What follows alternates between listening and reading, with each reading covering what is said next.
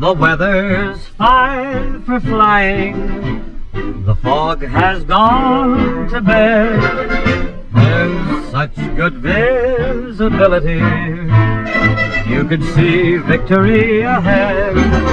Let's fill the air with eagles, let's fill the clouds with men, and we will see a world that's free when we fly home again. What is up, guys? Billy Mack here for another adventure. We are here in front of the US Navy Auxiliary Landing Field, also known as Ninigret Park, right here in Charlestown, Rhode Island. Now, this area is known for a lot of things, from the Seafood Festival to the Rhythm and Roots Festival to the playground that they have here, to the dog park, to the disc golf that they have here, to the tennis courts, and a lot of different things. But today we're not focusing on the things that make this park a fun, enjoyable park, like the hiking trails, etc. But today we're here focusing on what was once the runways that made this area so cool. In the meantime, you're going to learn some history. We're going to explore what's left of those runways and see if we can find some cool things in this area. The year is 1943 and we are at war.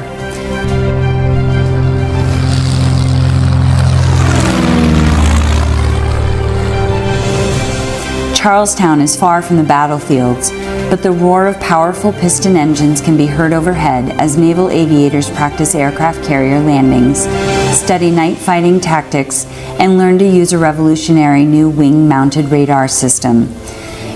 In 1943, a new naval airfield was completed on the site of the old Champlain Farm. It was known as the Charlestown Naval Auxiliary Airfield. This airfield served to train many naval aviators.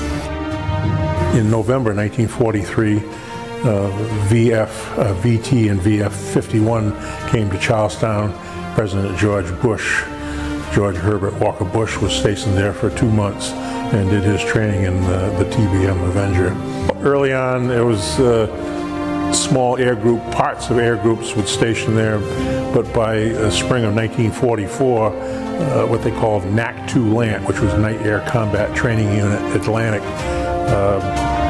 headquartered itself at Charlestown, and that was the night fighter training operation. It had been at Quonset for a few months. They trained 4 squadrons at Quonset. All the rest of the training occurred at Charlestown until the fall of 1945, and there were about 11 squadrons that went through during that time. Each of them had 24 pilots or so, and all the aircraft that were involved. They trained just like they would have been in operations. The weather was typically lousy around here. It was just like what they were going to encounter off the coast of Japan.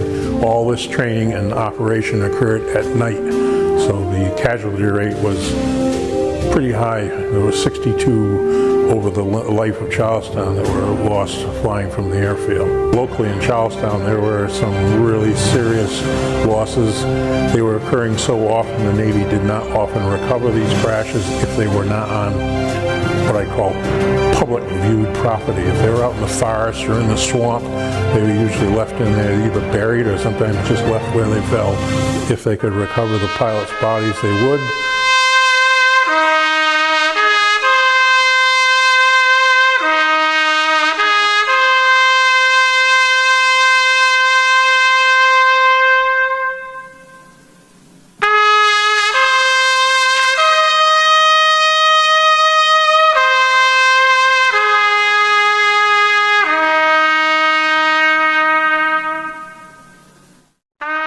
They were at the tops, they knew it, they were confident, and they were the best this country could provide. Yeah, a lot of nature's taking back a lot of the stuff, but you can tell this used to be a runway. If it was 1943 or 1945, an airplane would be coming right at me. This is the what they call the Charlestown Runway Trail. This all at one time was a giant runway. When I was a kid, all this stuff was tarred out. You don't get the path that you see here. It was nothing more than a giant runway here at one time. They're trying to let nature come back, but it's taken a while. In fact, I find it interesting that you can see from a satellite point of view, you can still see this outline of an old runway that used to be here. This ties to the other main runway that we were at earlier down at the where the seafood festival was and all the other stuff like that. Then you got the parking lot here. We're gonna go see something that's kind of cool, actually. If it's still here, I don't know if it still is. When I was a kid, it used to be. This is the end of the runway. And it goes all the way that way.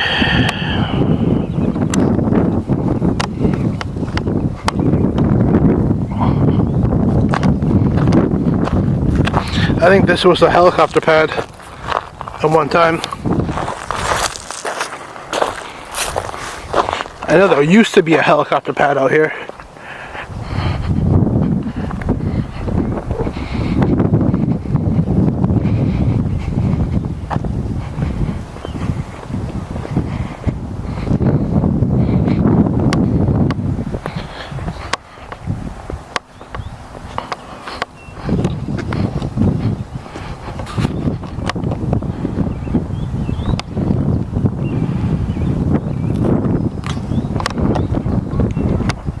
Imagine during World War II, these giant planes landing here,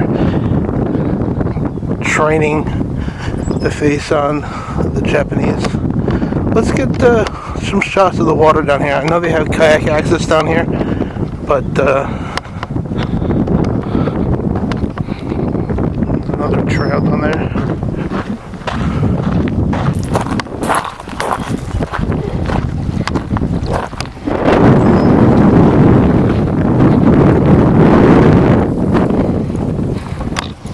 A bunch of bait fish.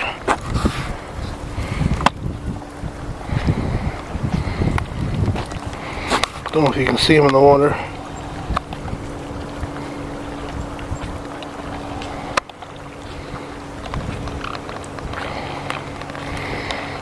Makes you wonder if there was a building here at one time. These might be old well pipes. Stuff over there too. Then you got these bricks here.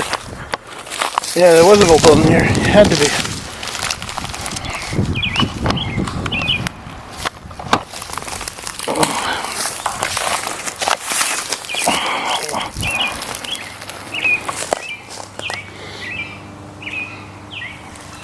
Interesting. Maybe it was an old garage or something like that.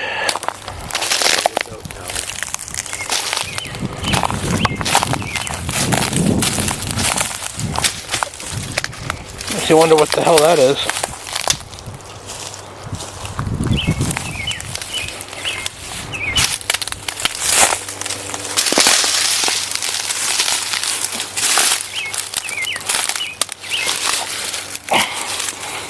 Some old pipes.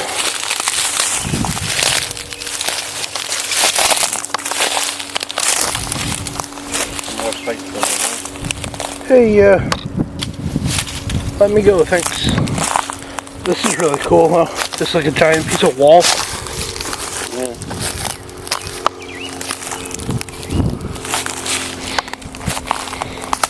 There's like some metal.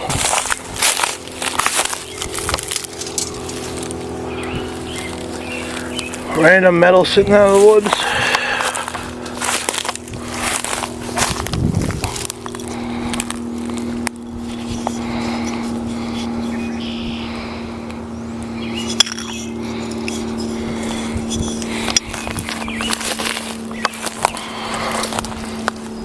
Old pipes.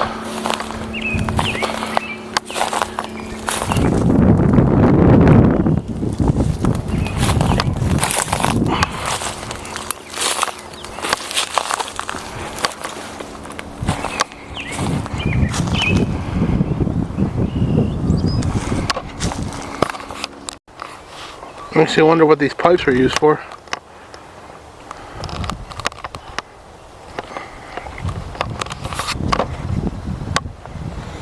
I wonder what they're doing with all these flags. I wonder if they're kind of neatening it up or cleaning some of this stuff up. Make more fishing accessibility over here.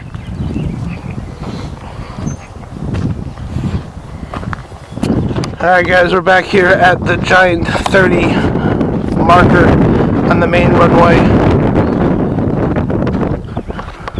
Kind of hiked around, found some old buildings residues. I mean, I found this neat little bottle. I don't know anything about it. I'm going to kind of research it a little bit, but we're back here. Back on the main runway. Made it back to the mile 30, or the marker 30 on this giant runway that used to be the main runway back in the day. Found a cool bottle. Not sure what this means. Found an old building that used to be something. I'm guessing maybe an airport, maybe a hangar. I have no idea. But we're back here, wrapping things up. If you liked this video, give this video a big old thumbs up. If you haven't already, consider subscribing. And if you're new to the channel and you don't know, I got a Patreon. Go check it out. In the meantime, I'll catch you on the next adventure. See ya.